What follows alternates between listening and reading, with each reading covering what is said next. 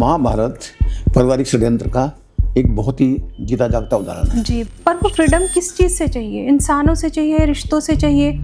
आजकल डिवोर्स होते हैं, कुछ फैशन सा बनता जा रहा है जी। कभी कभी घर ही इंसान के लिए सबसे बड़ी रणभूमि होता है। डिवोर्स के लिए ले चुके हैं या लेने वाले हैं या सोच रहे हैं, उनके लिए मैं ये बहुत ज़रूरी समझता था कि वो इस लाइन पर ध्यान दें। अगर मैं ये कहूँ तो ये तो ह्यूमन नेचर है। और जो षड्यंत्र रचते हैं वो बच कर निकल जाते हैं। सर, बहुत बहुत स्वागत है आपका हमारे पॉडकास्ट पर। क्यों? वेलकम। और आज हम बात करेंगे आपकी लेखन की जर्नी के बारे में और आपके लाइफ एक्सपीरियंसेस के बारे में। तो सर, थोड़ा सा आप अपने बारे में बताइए। मैं उत्तर प्रदेश के एक्सट्रीम पश्चिम से आता हूँ, त्यागी परिवार से। छोटा सा जमींदार रिमोट गांव से बिलोंग करता था। मैं अपने गांव से पहला व्यक्ति था जिसने इंजीनियरिंग पास किया। इंजीनियरिंग पास करके मैं गवर्नमेंट सर्विस ज्वाइन कर ली और सरकारी उपक्रम में जनरल मैनेजर के पोस्ट से रिटायर हुआ। मैं काफ़ी समय तक समाज के लिए सोचता रहा और मैंने अल्टीमेटली लेखन स्टार्ट किया। लेखन मैंने ये माध्यम समझा, आप कम्युनिकेट करने, ये वे ऑफ कम्युनिकेशन जो है, उसके लिए लेखन एक बहुत ही सशक्त माध्यम है जी बिल्कुल। उसको मैंने अडॉप्ट किया। आपने लिखना कब से स्टार्ट किया और इसकी शुरुआत कैसे हुई? लिखना स्टार्ट किया है 2025 में, रिटायरमेंट के लगभग 17 साल बाद। मैंने ये सोचा कि मेरा जो एक्सपीरियंस है, मैंने जो इस जर्नी में सीखा है, समझा है, उसको लेखन के माध्यम से पब्लिक में और ख़ासकर युवाओं में, आने वाली जनरेशन्स के लिए, प्रेजेंट जनरेशन के लिए ऐसा कुछ लिखूं जो उनके लिए मार्गदर्शन का काम करे, उसमें कुछ सहायता करे। तो सर, ऐसी कौन सी चीज़, मतलब ऐसे कौन सी प्रेरणा रही जिससे आपको लगा कि अब मुझे लिखना चाहिए? मैंने इंडिया के हर स्टेट में लगभग देखा, समझा, मेरी पोस्टिंग होती रही। तो मैंने लाइफ में जो भी सीखा, अगर मैं इसको किताब के माध्यम से किसी तरह से लिख सकूं तो ये एक उपलब्धि हो सकती है। और अगर नहीं तो कुछ भी नहीं लिखो तो नॉलेज मर जाती है, जो नहीं होना चाहिए। बिल्कुल। हाँ, ऐसे ही जैसे नॉलेज तो पास ऑन होना ही चाहिए, और वो किताब तो मेरे ख्याल से उसका सबसे अच्छा माध्यम है। वो सबसे अच्छा माध्यम है और वो परमानेंट डॉक्यूमेंटेशन हो जाता है।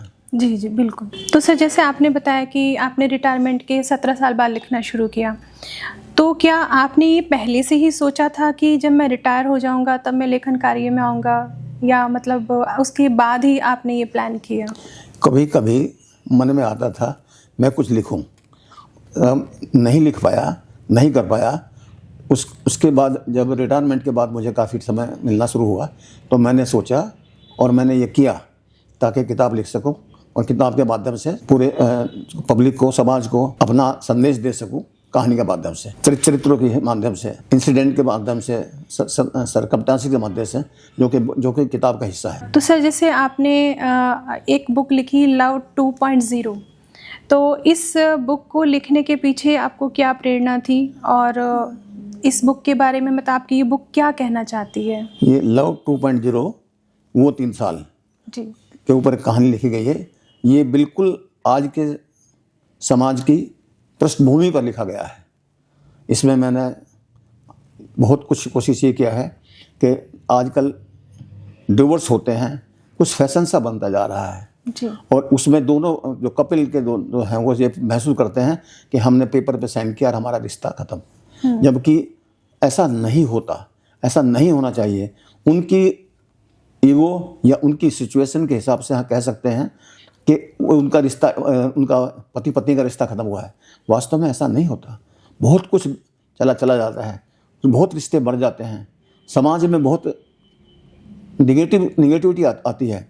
ये बहुत ही ज़्यादा ज़रूरी सरकमस्टेंसेस अगर हों तो उस सेपरेट होने से पहले, जैसे कि सिस्टम ही है, कुछ अलग रहने का होता है, तो कोशिश ये होनी चाहिए कि अपना रिश्ते को बना कर रखें ताकि बाकी सारे रिश्ते, जो रिश्तों के ट्रीज हैं, वो मेंटेन रहें। जी, ये आपने बहुत सही बात कही सर। जैसे अभी हमारे जो भारतीय समाज है, इसमें शादी का बंधन बहुत ही एक सबसे कहते हैं ना पवित्र बंधन माना जाता है। और जब हमारे ऑलरेडी ये कहा जाता है कि जब शादी होती है लड़का लड़की की, तो कहते हैं कि दो परिवार भी आपस में बंध जाते हैं। तो फिर डाइवोर्स का जो एक डिसीजन होता है वो लड़का लड़की दोनों ही ले लेते हैं, तो उसमें क्या होता है, दोनों परिवार बिखर जाते हैं, और अगर उस केस में अगर बच्चे होते हैं तो उनका जीवन भी डिस्टर्ब होता है, यस डिस्टर्ब होता विचलित है। करता है हमको। हाँ, तो मेरे ख्याल से तो डाइवोर्स या तो हो ही ना, अगर ऐसी परिस्थितियाँ भी बन रही हैं तो शायद हमें उस चीज़ के लिए आगे सोचना चाहिए। हम वास्तव में फैशन नहीं हो, इसको फैशन की तरह आरोप ना किया जाए। पहले क्या था हमारे देश में, हिंदुस्तान में, भारत में विवाह बंधन को इतना पवित्र मानते थे कि उसमें 7 फेरे और 7 वचनों की बात होती थी। वो समय की आवश्यकता थी और समाज को बांधने रखने की शक्ति थी। कुछ लोग कहते हैं ये 2 परिवारों की शादी होती है, ऐसा नहीं है, परिवार से होते हैं बहुत सारे। मामा हैं, चाचा हैं, ताऊ हैं, ये रिश्ते हैं जिनकी वजह से जीवन बहुत ही स्मूथ चलता है और समय समय पर वो लोग अपना हिस्सा, अपना जो कंट्रीब्यूशन करते रहते हैं, वो चीज़ बनी रहती है अगर हमारे रिश्ते पवित्र बने रहे तो। डाइवर्स होने से क्या होता है कि अगर उनके बच्चे हैं तो उनका भविष्य अनिश्चित हो जाता है। लायबिलिटी, कभी कभी बच्चों को लायबिलिटी मान लेते हैं पेरेंट्स, वो भी गलत होता है। उनका सोचते नहीं है, ये भी गलत होता है। और कुछ केसेस में जो मिल करके करते हैं, अगर वो डाइवर्स के बाद भी करना है तो डाइवर्स ही क्यों किया जाए। बिल्कुल सोचना बहुत ज़रूरी है। और मेरी कहानी में जो मैंने दर्शाया है, मैंने जो लिखा है, वो एक ऐसी घटना को दिखाया है कि डिवोर्स तो हो गया, ईगो की वजह से हो जाता है, तो वो रिकॉन्सोलेशन के लिए वो दोनों एफर्ट्स करते हैं। सर, ये आपने बिल्कुल बहुत सही बात कही कि हमारे जो भारतीय समाज में शादी को इतना इम्पोर्टेंस दी जाती है और परिवार भी आपस में बंध जाते हैं, और ये बिल्कुल कहना सही होगा कि फैशन के तरीके से हो गया कि ठीक है, उसने डाइवोर्स ले लिया है, वो अपनी लाइफ सही से जी रहा है, तो हम लोग भी, अगर हमारी लाइफ में कुछ प्रॉब्लम है, हम भी डाइवोर्स ले लेते हैं और हम भी अपनी लाइफ सही से जी लेंगे। तो अल्टीमेटली क्या कहना चाह रहे हैं लोग, फ्रीडम चाहते हैं, पर वो फ्रीडम किस चीज़ से चाहिए? इंसानों से चाहिए, रिश्तों से चाहिए? क्योंकि डाइवोर्स के बाद भी ज़रूरी ये कहा नहीं जा सकता कि वो खुशी रहेंगे। हाँ, अगर कोई बहुत ही वियर्ड कंडीशन है, बहुत ही ऐसी है कि जहाँ पर जान का खतरा है या बहुत सारे जो जीवन पर खतरे हो जाते हैं, वहाँ पर सोचा जा सकता है। बट लेकिन छोटी मोटी जैसे ईगो को लेके या बहस को लेके, तो मुझे नहीं लगता कि इतना बड़े डिसीजन हमें लेना चाहिए। हाँ, मिल बैठ के उस चीज़ को सुलझाना चाहिए। और देखिएगा, लड़ाई तो सिबलिंग्स में भी होती है, और हस्बैंड वाइफ तो क्या होता है, दूसरे परिवारों से आते हैं, तो सबकी अपब्रिंगिंग्स अलग होती हैं, सबके विचार अलग होते हैं, तो उनमें आपस में मतभेद होना स्वाभाविक है। तो हमें नहीं लगता कि छोटी छोटी चीज़ों के लिए, ईगो के लिए या पैसे के लिए या अपने स्टेटस के लिए हमें अपने लाइफ पार्टनर को छोड़ देना चाहिए। तो आपने बहुत ही अच्छी एक मैसेज दिया है, ये तो काफ़ी, मेरे ख्याल से काफ़ी लोगों को पढ़ना चाहिए इस चीज़ के लिए। इसमें एक चीज़ मैंने और कहने की कोशिश की है। ईगो की वजह से सेपरेशन होता है, और जब हम लोग सोचते हैं, पति पत्नी को सोचते हैं जो डाइवर्स ले चुके हैं, उनको पश्चाताप भी होता है, और उस समय इतनी देर हो चुकी होती है कि फिर झिझक बीच में आ जाती है। पहले ईगो आती है, अब झिझक आ जाती है। तो मेरे जो पात्र हैं वो झिझक को दूर करके रिकंसाइल किए हैं। ये एग्जाम्पल मैं दिखाना चाहता था कहानी के माध्यम से। और ये मैं एक जो डिवोर्स के लिए ले चुके हैं या लेने वाले हैं या सोच रहे हैं, उनके लिए मैं ये बहुत ज़रूरी समझता था कि वो इस लाइन पर ध्यान दें। बिल्कुल, तो मेरे ख्याल से उन्हें ये ज़रूर पढ़नी चाहिए और उनको एक मैसेज मिले कि वो अपनी लाइफ के बारे में एक दोबारा सोच सके इस चीज़ के लिए, तो बहुत अच्छा है सर। तो सर, जैसे आपकी दूसरी बुक है षड्यंत्र, और इसका जो टैग लाइन है, बॉटम लाइन है, आपने लिखा है कि कभी कभी घर ही इंसान के लिए सबसे बड़ी रणभूमि होता है। तो इसके पीछे मतलब आपकी सोच क्या रही है कि, क्योंकि घर को तो सबसे सेफ जोन समझा जाता है और आपने उसी को रणभूमि दिखाया है, षड्यंत्र आपने उसका नाम लिया है, तो उसके पीछे सर क्या आपकी मतलब वो रही है, प्रेरणा रही है लिखने के लिए? इसमें मैंने कहना चाहा है, और ये वास्तविक में सही भी है, कोई भी व्यक्ति बाहर से लड़ सकता है। उसको अगर भीतरघात होता है तो परिवार से होता है, जहाँ वो बेबस हो जाता है, रिश्तों की वजह से, अपने बच्चों की वजह से, अपने पेरेंट्स की वजह से, समाज की वजह से, और वो किसी तरह की झिझक की वजह से वो बेबस हो जाता है। तो मेरा कहने का मतलब ये है कि कोई भी व्यक्ति बाहर से लड़ सकता है, घर के अंदर उसको डिफ़िकल्टी होती है। और अधिकतर कुछ केसों में, ज़्यादातर केसों में परिवार से ही षड्यंत्र स्टार्ट होते हैं, जो कि नहीं होने चाहिए। पर जो परिवार स्ट्रेंथ होता है, जो आपकी सपोर्ट होता है, उसी में अगर कोई व्यक्ति इस तरह से मिल हो जाता है, जो कि षड्यंत्र करता है, तो परिवार को वो बिखेर देता है, परिवार को वो तोड़ देता है, और उसमें किसी को कुछ नहीं मिलता, सब दुखी हो जाते हैं। जी बिल्कुल। और सर मेरे ख्याल से ये कहना बिल्कुल वाजिब है कि आप बाहर वालों से लड़ाई कर सकते हैं, आप अपने कार्य क्षेत्र में लड़ाई कर सकते हैं, आप अपने आस पड़ोस में लड़ाई कर सकते हैं, तो कम से कम एक घर तो ऐसा होना चाहिए जो कि आपका रणभूमि ना हो, गृह युद्ध ना हो। क्योंकि जो घर होता है वो तो बहुत ही एक सुकून का स्थान होता है, तो वहीं पर अगर आप रणभूमि बना देंगे तो फिर मेरे ख्याल से घर का एक कॉन्सेप्ट ही खत्म हो जाता है। बनना नहीं चाहिए, ऐसा होना नहीं चाहिए, लेकिन ऐसा होता है। और जहाँ ऐसा होता है वो परिवार नहीं रहता। जी बिल्कुल। वो रणभूमि बन जाता है, जिसमें हारने के चांसेस उस व्यक्ति के भी हो जाते हैं जिसके खिलाफ षड्यंत्र रचा जा रहा है। और जो षड्यंत्र रचते हैं वो बच कर निकल जाते हैं। तो परिवार में षड्यंत्र होना नहीं चाहिए। परिवार बिल्कुल साफ सुथरे होने चाहिए और इस समाज के हिसाब से चलने चाहिए। ये व्यक्तिगत बेनिफिट के लिए जो होते हैं षड्यंत्र, वो बहुत ही डेंजरस हो जाते हैं। बिल्कुल। छोटी सी बात बहुत बड़ी बन जाती है। जी। और सर बिल्कुल सही है कि जैसे अगर अभी एक परिवार में षड्यंत्र है, तो उसी षड्यंत्र को आपके घर में जो बच्चे हैं, आपकी जो नेक्स्ट जनरेशन है, वो भी देखती हैं, देन ये कैरी ऑन होता चला जाता है आपकी। अब जब किसी न्यू जनरेशन की अपब्रिंगिंग ऐसे ही माहौल में होती है, तो अब वो अपने साथ यही लेके जाता है आगे, देन उसकी भी एक अगेन ये कहानी शुरू हो जाती है। तो सर ये तो एक लूप बन जाता है, तो और इससे कभी परिवार सुखी तो नहीं रह पाता। तो आपने ये बहुत अच्छी बात कही कि कम से कम परिवार में षड्यंत्र ना हो और उसको रणभूमि ना बनाया जाए। अगर अपनी लड़ाई परिवार वाले से ही है तो आप जीत कर भी हार जाते हैं, क्योंकि वो आपका अपना ही है। अपने से हारना पड़ता है। यस। अपने से हार जाते हैं जी। षड्यंत्र होना नहीं चाहिए।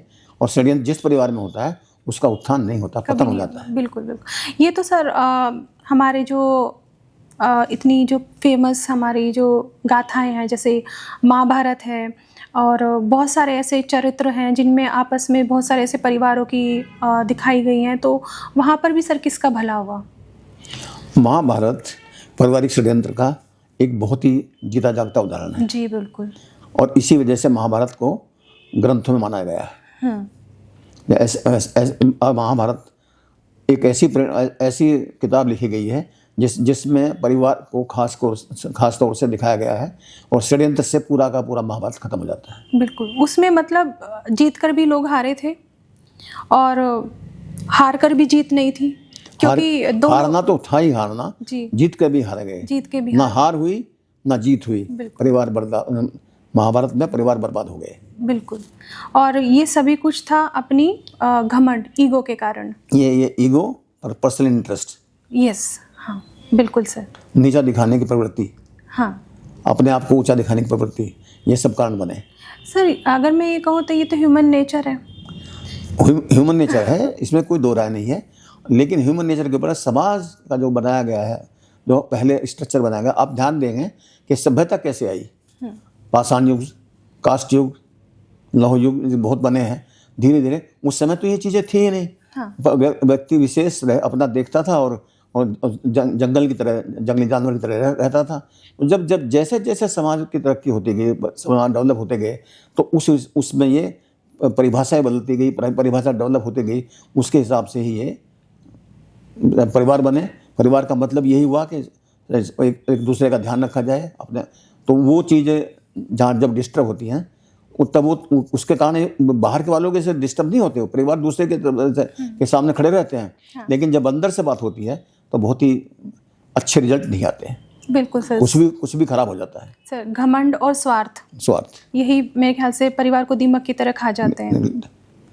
ये ऐसा बिल्कुल सही बात है। जी बिल्कुल। परिवार को बचाना है तो षड्यंत्र को खत्म कराना, षड्यंत्र को खत्म करना होगा। सही है, आपने बहुत अच्छा मैसेज दिया अपनी किताब के माध्यम से, और इसका टाइटल भी आपने बहुत अच्छा, और बॉटम लाइन तो इसकी बहुत इंटरेस्टिंग है। और सर आगे बात करते हैं हम आपकी अगली किताब के बारे में।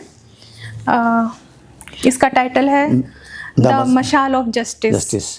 तो सर बहुत इंटरेस्टिंग देखने में इसका कवर है और इसका टाइटल भी बहुत इंटरेस्टिंग है, और dark shadows behind the temple of justice. तो सर इसके बारे में आप क्या कहना चाहेंगे, मतलब क्या प्रेरणा थी आपकी और क्या मैसेज आप देना चाह रहे हैं इसके माध्यम से? जब हर तरफ से निराशा घेर लेती है, आपका नुकसान होता है, आपको दबाव हो जाता है, आपका अस्तित्व पे खतरा आता है, तब न्याय की ओर इंसान सोचता है, उसके लिए वो कोर्ट की न्यायालय की तरफ जाता है। वहाँ पर भी अगर जो न्यायाधीश होते हैं, अगर वो किसी तरह से अपनी ड्यूटी नहीं निभाते तो अन्याय होने की जगह अन्याय हो जाता है। मेरी किताब में ये पृष्ठभूमि ली गई है कि जो हमारा पात्र है, जो कि chief justice of that country है, वो शुरुआत से ही ऑनेस्टी एंड न्यायप्रियता के लिए बहुत ही कमिटेड होता है। उसको बचपन से ही होता है कि मुझे न्यायाधीश बनना है, और वो भी ईमानदार, कर्मठ और न्याय करने वाला, न्यायप्रिय। लेकिन उसे अपने परिवार से, सबसे पहले उसे परिवार से रेजिस्टेंस मिलता है, और उसके बाद उसको समाज से और वो इसके गवर्नमेंट से बहुत जगह फेस करता है। लेकिन अल्टीमेटली वो झुकता नहीं, गिरता नहीं, भूलता नहीं, बिखरता नहीं, अपनी न्याय प्रणाली को इस्टेब्लिश कर देता है। और उसके कुछ डिसीजन से ऐसा भी होता है कि गवर्नमेंट मतलब चेंज इतनी बड़ी चेंज हो जाती है कि बदल देता है सिचुएशन को। तो ऐसा मेरा पात्र है। इसमें honesty is the best policy, जैसे बोलते थे, ये ऑनेस्टी इज ए रिक्वायरमेंट हो। ऑनेस्ट, अगर जज ऑनेस्ट है तो उसके जजमेंट ऑनेस्ट ही होंगे, और उस ऑनेस्टी को मिलाने के लिए कोई बाहर से नहीं होगा, उसको स्वयं के लिए अपने आप से लड़ना पड़ेगा, अपने प्रियजनों से लड़ना पड़ेगा, सिस्टम से उसको लड़ना पड़ता है। वो ये बात फैक्ट है, ये बात एक सच्चाई है कि लोग ये कहते हैं कि सिस्टम की वजह से मैं ये नहीं कर पाया, मुझे ये करना है। अगर कोई आदमी अपने मन से ईमानदारी के साथ अपनी ड्यूटी करना चाहता है तो उसे कोई रोक नहीं सकता। ये मेरा पर्सनल एक्सपीरियंस भी। जैसे आपके कोई रीडर है और उनकी सिस्टम के खिलाफ कोई लड़ाई चल रही है, तो उनको आप क्या मैसेज देना चाहोगे? उनको, अगर ये इंडिविजुअल के लिए है तो इंडिविजुअल को छोड़ना नहीं चाहिए। अगर ये ग्रुप के लिए है तो ग्रुप को यूनाइट रहना चाहिए, और सिस्टम को इस तरह से इस्तेमाल करना चाहिए जिसके लिए वो बना है वो अचीव हो। अगर उसमें रुकावटें आती हैं किसी वजह से भी, तो उस सिस्टम के विरुद्ध लड़ना भी एक बहुत ही बड़ी जिम्मेदारी बन जाती है। जैसे कि अर्जुन लड़े थे अपने के अगेंस्ट, वो एक बेसिकली सिस्टम के खिलाफ ही थी बात। और सिस्टम को ब्लेम करना बहुत अच्छी बात नहीं है, कोई अकेला नहीं है।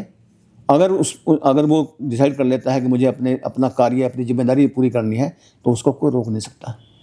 बिल्कुल। और अगर वो न्यायालय में या जजमेंट में या जज है या जस्टिस है, तो उसके लिए थोड़ा और भी अच्छा हो जाता है कि वो समाज को, देश को आगे बढ़ा सकता है, अन्याय को ख़त्म करा सकता है, सच्चाई को जिता सकता है। तो यही प्रेरणा है सब मेरे उनके लिए। सिस्टम से घबराना नहीं चाहिए, सिस्टम को यूज़ करना चाहिए काम अचीव करने के लिए, जिसके लिए बना है। उसमें अगर आपको डिफिकल्टी आती है तो you can solve the problem. किस तरह से अपने आप को विचलित ना हो, अपने आप को कंसंट्रेट करके अपनी ड्यूटी को पूरा करते हुए करेगा तो जरूर अचीव करेगा। हाँ, मतलब बहुत अगर बाधाएं आती भी हैं तो कम से कम बाधा आती है तो बाधा के खिलाफ खड़ा होना बहुत ज़रूरी है। अपने मार्ग पे बढ़ते रहें और हमेशा उसमें सफलता ही मिलेगी। जैसे कि नदी में पत्थर होता है, वो बाधा है, उसका जल प्रवाह आ रहा है, वो आपका सिस्टम है। बिल्कुल। तो जो बाधा में, अगर सिस्टम की बाधा पत्थर है तो आपकी स्ट्रेंथ फ्लो है, और वो उसको छोड़ते हुए आगे बढ़ता है। रिवर बंद नहीं होती, रिवर का एक्सपेंशन उतना ही अच्छा होता है, बल्कि वो पत्थर धीरे धीरे घिस जाता है। बिल्कुल सही सर, बहुत अच्छा एग्जाम्पल दिया आपने। बहुत सही सर। एक और बुक है आपकी, राइज टू पावर। हाँ जी, बहुत ही अच्छी टैगलाइन है, तो सर इसके बारे में थोड़ा सा बताइए आप। रुकावटों को विन ओवर करके आगे बढ़ने का ये थीम है मेरी राइज टू पावर की। जो मेरा पात्र, मेरी जो इसकी हीरोइन है या इसकी नायिका है, वो बहुत नीचे से उठ करके बहुत हाईएस्ट पोजीशन पे पहुंचती है और रास्ते में उसको बहुत सी रुकावटें आती हैं, बहुत सी परेशानियाँ आती हैं, उसको लड़ना पड़ता है, अपने साथियों से भी करना पड़ता है, उसको सिस्टम के अगेंस्ट भी लड़ना पड़ता है, समाज में भी उसको होती है, लेकिन वो विचलित नहीं होती। ये एक तरह से उस लड़की की कहानी है जो पैदा तो ऐसे घर में हुई जहाँ पर कुछ नहीं था, लेकिन उसने अचीव किया वो जो देश का सर्वोच्च पद होता है, पद है। तो ये राइट टू पावर मैंने इसलिए मेंशन किया कि जीरो से हीरो वाली बात बोलते हैं ना, तो अर्श से फर्श से अर्श तक, तो ये उसका मतलब है। ओके। तो सर जैसे अभी हमने आपकी सभी बुक्स के बारे में बात की, तो इसमें जो आपके कैरेक्टर, मेन कैरेक्टर को सिस्टम से लड़ता हुआ दिखाई दिया, तो क्या सर आपका भी कोई पर्सनल ऐसा एक्सपीरियंस रहा कि कभी सिस्टम के खिलाफ आपको खड़ा होना पड़ा या कुछ ऐसी सिचुएशन आपने फेस की और वही सब इमोशंस आपने अपनी बुक्स में लिखे, ऐसा कुछ सर? इसको ऐसे तो नहीं मैं कह सकता कि इसमें वो चीज़ें हैं। ये फैक्ट है कि मैं 33 साल सर्विस किया है और आप सहमत होंगे कि ऐसा कोई भी विभाग या कोई भी डिपार्टमेंट या कोई भी कंपनी या कोई भी अंडरटेकिंग या कोई भी प्राइवेट कंपनी, कुछ भी जहाँ पर के आपको एक्सपीरियंस ना हुआ हो बाधाओं का, षड्यंत्र का।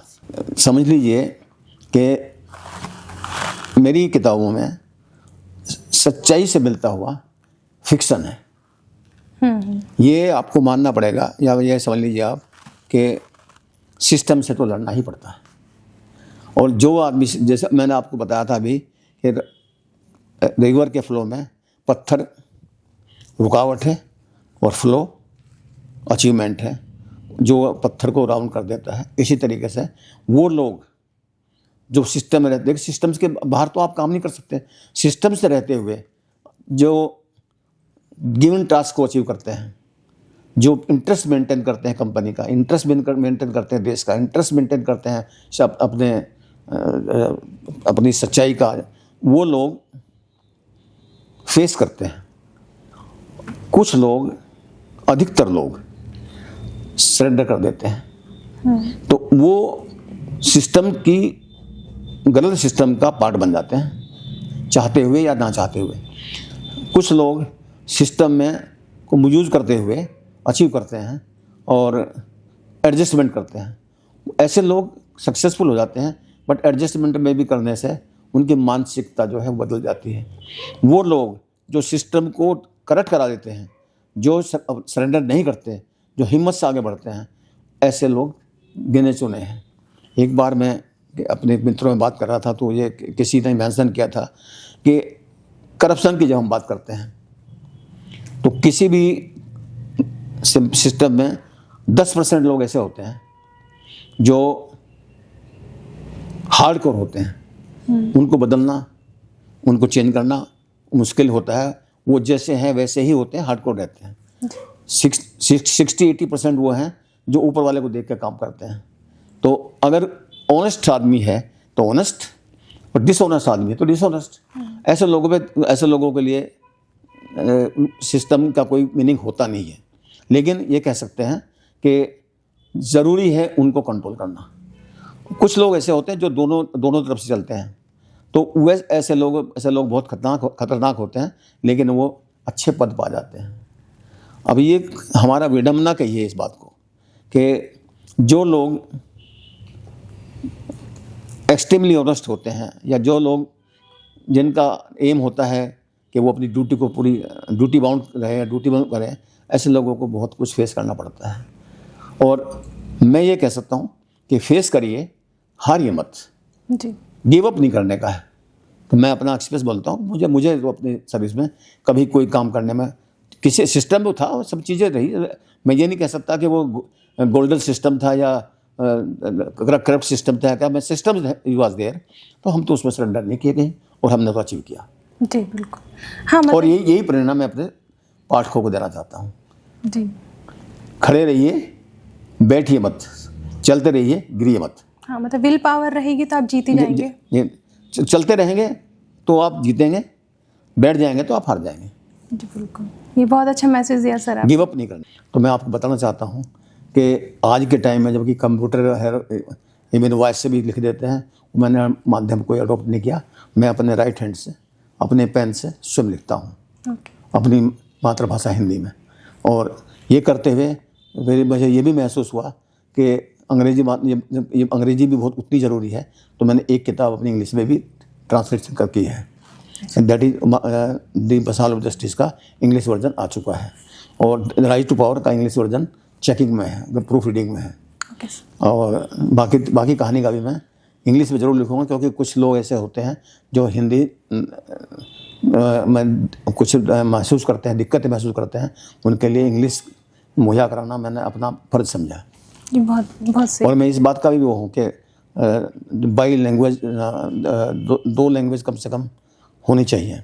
हाँ, मतलब अगर आप कोई मैसेज समाज को देना चाह रहे हैं तो कम से कम लैंग्वेज एक बैरियर ना बने। मैं ये भी समझता हूँ कि हर स्टेट के राइटर्स को किताब लिखनी चाहिए और बाई लैंग्वेज में होना चाहिए। जैसे कि तमिल वाले को हिंदी में लिखनी चाहिए, मलयालम वाले को भी हिंदी में लिखनी चाहिए, हिंदी एंड मलयालम। अगर वो इंग्लिश में लिखता है और बहुत अच्छा है, उनके लिए 3 लैंग्वेज का फार्मूला है। और जो हिंदी, जिनकी मदर भाषा हिंदी है, उनके लिए 2 का बैठता है। तो मैं जैसे बंगला लैंग्वेज है, उसमें जो है वो लिखना चाहिए। हर स्टेट को अपने जो भी राइटर्स हैं वो ये अडोप्ट करें कि अपनी मातृभाषा में कहानी जब वैसे लिखें उसको, ताकि उसका जो सिस्टम है, उसका जो आपका फ्लो है या फैलाव है, वो आपका आसानी से और तेज़ी से होता है। हाँ बिल्कुल सर, सही कहा। मतलब जैसे बहुत अच्छे अच्छे राइटर्स हैं, बट क्या होती है ना, उनकी बुक्स रीजनल लैंग्वेज में होती है, नहीं पढ़ पाते और वो हैं। सभी पाठक नहीं उसका लाभ नहीं ले पाते हैं। तो मेरे ख्याल से जो भी आपने बहुत सही बात बोली कि जो भी स्टेट में जो अलग अलग रीजनल लैंग्वेज के जो राइटर्स हैं, उनको सभी लैंग्वेजेस में अपनी जो बुक्स हैं वो लानी चाहिए, जिससे कि सब उस चीज़ को पढ़ सकें। और मेरे ख्याल से तो सर जो एक रीजनल जो राइटर होते हैं, उनके पास जो उनकी लोक कहानियाँ होती हैं वो बहुत ही प्रेरणा वाली होती हैं, उससे बहुत लोगों को बहुत कुछ सीखने को मिलता है। तो आपने बहुत अच्छी बात कही सर। उनका साहित्य बड़ा रिच है। बिल्कुल वो उसका फ़ायदा उठाना तभी हो सकता है जब हम उसको स्प्रेड करें, प्रसार करें उसका, और वो उसमें लैंग्वेज हमारी बाधा ना बने। हाँ, और जब आप प्रसार करेंगे तो प्रचार अपने आप होगा। बिल्कुल सर। तो सर एक आप ऑन द कैमरा आपने एक लाइन बोली थी कि आपको थके हुए लोग पसंद नहीं है, तो इस चीज़ की मतलब आप इसको एक्सप्लेन कीजिए कि मतलब थके हुए लोग से क्या मतलब? मेरा ये कहने का मतलब है, वन शुड डाई यंग। जब व्यक्ति की मृत्यु होती है उस समय वो बुढ़ापे से या इस तरह का एंड ना समझे, उस समय वो थका हुआ व्यक्ति मृत्यु का माना जाता है। थकावट डिक्लाइन है लाइफ का, इसलिए वन शुड नॉट गेट थकावट नहीं होनी चाहिए, किसी को एक को भी थकावट नहीं होनी चाहिए। और मेरा कहने का सिर्फ ये मतलब है कि आप मानसिक रूप से यंग रहिए, आप अपनी प्रेरणा को प्रसारित करिए, लोगों को बताइए, और आप देखेंगे कि आपको बहुत सी ऐसी चीज़ें जो ओल्ड एज में घेर लेती हैं, अकेलापन, अवसाद हो जाता है, दुखी हो जाते हैं, डिप्रेशन हो जाता है, वो नहीं होगा। उन्हीं से मेरा मतलब है कि थकिए मत, बैठिए मत, चलिए, गिरेंगे उठिए फिर चलिए। तो ये मेरा कहानी का मतलब है कि कोई आदमी थकना नहीं चाहिए। थकावट अप्रिशिएट नहीं करता मैं। बिल्कुल सही। और ना मैं थका हूँ। आपके सामने देखिए, रिटायरमेंट 60 साल की में रिटायरमेंट हुआ था, 17 साल की एज में 77 की मैंने 2025 में स्टार्ट किया और ये किताबें लिखी हैं। और मैं सोचता हूँ कि मेरे पास जो जितना भी समय है उसमें मैं अधिक से अधिक किताब लिख सकूँ। बिल्कुल सर, और वो मेरा चल रहा है। बिल्कुल, ये तो बहुत ही बड़ी मतलब लोगों के लिए प्रेरणा है कि आपने रिटायरमेंट के 17 साल बाद लिखना शुरू किया और स्टिल आप एक्टिव हैं लिखने के लिए। तो आपका ये बहुत अच्छा मैसेज है। आपने बोला कि जब एक व्यक्ति होता है अपनी जॉब के 60 साल तक वो एक जॉब करता है और अचानक ही उसका क्या होता है ना, जब रिटायरमेंट होता है तो उसके बाद सोचते हैं कि वो क्या करें, वो लॉस हो जाते हैं। हाँ लॉस मैं क्या करूं। बिल्कुल। तो मुझे लगता है कि आपकी जॉब तो चलती ही जानी है, आपके पास टाइम भी नहीं होता, बट कुछ ना कुछ टाइम निकाल के आपको अपनी हॉबी को डेवलप करते रहना चाहिए, जिससे कि जब सडन आपको एक ब्रेक मिले सभी चीज़ों से तो आपके खालीपन ना लगे, वो खालीपन आप अपनी हॉबी के लिए यूज़ कर सको, जिससे कि आपको ये थकावट, अवसाद, जो आपको अकेलापन है एक एज के साथ साथ जो बढ़ता जाता है, वो भी ना लगे। और सर मैं तो ये बोलना चाहती हूँ कि जो स्पेशली जो 40 प्लस में जो लेडीज़ हैं, उनके साथ एक प्रॉब्लम क्या होती है कि वो अपने बच्चों के पीछे भागते रहते हैं, मतलब जो जॉब में है वो भी वो अपनी जॉब में जाते हैं, अपने बच्चों को बड़ा करते रहते हैं, उनके पास अपने लिए टाइम नहीं होता। और जब बच्चे बड़े हो जाते हैं, बच्चे अपने अपने काम में लग जाते हैं, तो एक आता है एम्प्टी सिंड्रोम, जिससे कि आजकल की महिलाएं बहुत ग्रसित हैं। तो मुझे तो ऐसा लगता है कि टाइम रहते हुए उन्हें अपनी हॉबी को डेवलप करते रहना चाहिए। भले टाइम मिले ना मिले, आपको छोटे बच्चों के साथ टाइम नहीं मिले, आप निकालिए, 1 मिनट निकालिए, दिन में आधा घंटा निकालिए, आप अपनी हॉबी को डेवलप करते जाइए।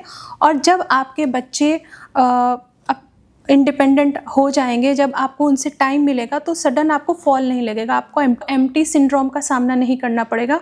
और उस हॉबी को जब आप डेवलप करते जाएंगे तो आप अपनी हॉबी के थ्रू आप अपने टाइम को मैनेज कर पाएंगे। मे बी कि आप उससे कुछ अर्न कर लें, मे बी कि उस चीज़ को आप अपना कोई ऐसा माध्यम बना लें जो समाज के लिए प्रेरणा बन जाए। तो ये स्पेशली लेडीज़ को तो करना ही चाहिए। ये लेडीज़ के लिए ही नहीं, ये सबको एप्लीकेबल होता है, क्योंकि रिटायरमेंट के बाद पुरुष भी खाली हो जाते हैं, उनको भी एम्प्टी सिंड्रोम आता है। मेरा तो ये कहना है और मेरा ये मानना है और मैंने ये किया है कि अगर आप 1 पेज या भी डेली लिखें तो महीने में 30 पेज और 1 साल के अंदर आपकी 365 पेज की कहानी बन जाती है जी।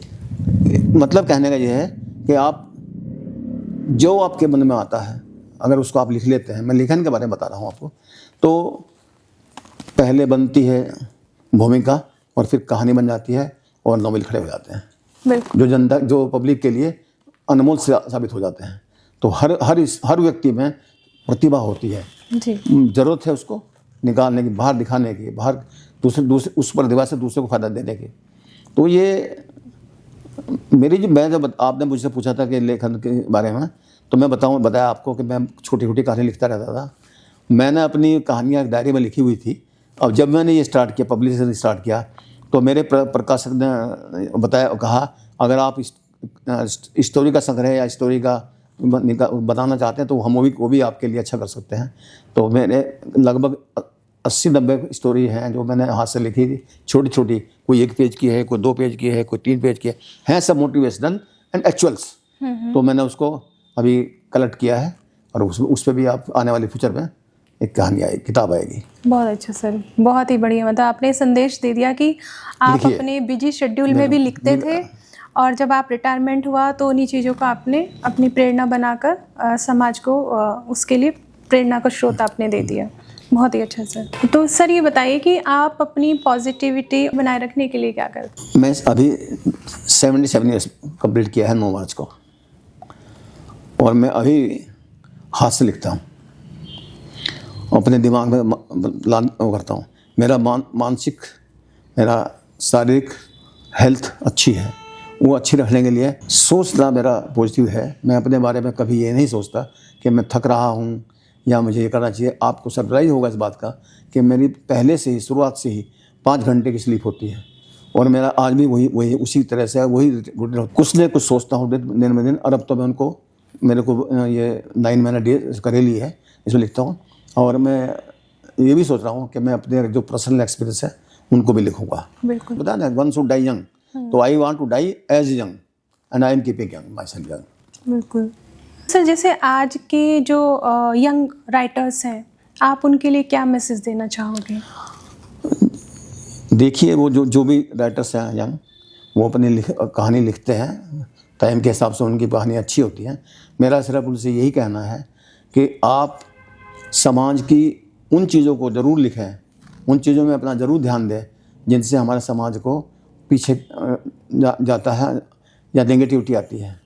नेगेटिविटी को दूर करने के लिए कुछ मोटिवेशनल कहानी लिखें, मोटिवेशनल स्टोरीज लिखें, एग्जाम्पल लिखें उसमें।